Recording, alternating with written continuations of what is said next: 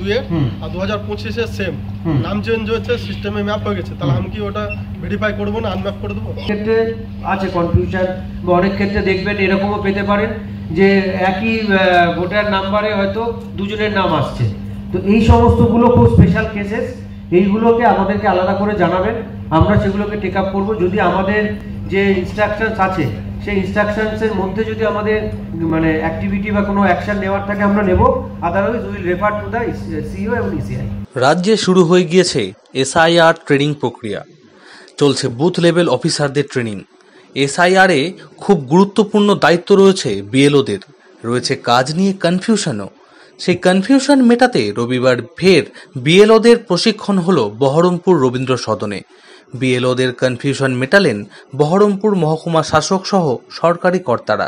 আমার বাড়ির সামনেই ভোটার, তার নাম হচ্ছে অরবিন বসাক, ওখানে হয়ে আছে কৈলাস পৌল বসাক, 3 বার অ্যাপ্লিকেশন করেছে, তার ইনফরমেশন আজকে সকালে আমি করলাম, সেটা চেঞ্জ হয়নি।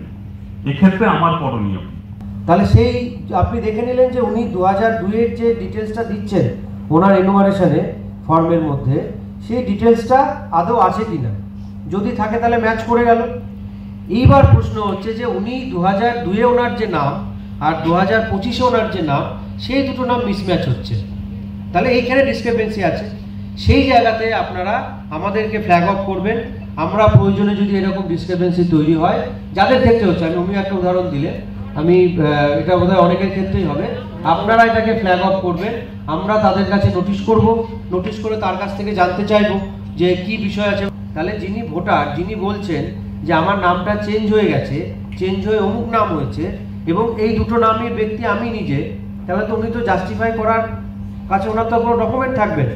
তো let he or she justify, উনি জাস্টিফাই করুক, আমাদেরকে বলুক, আমরা তাকে হিয়ারিং করব।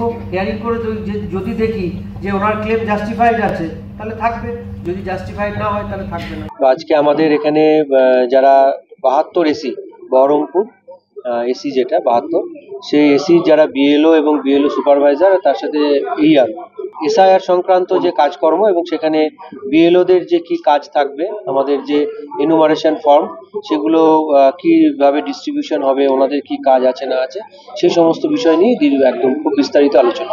আদৌ ভ্রান্তিহীন হবে এসআইআর, রয়েছে প্রশ্ন। Bureau report, Madhyabanga news.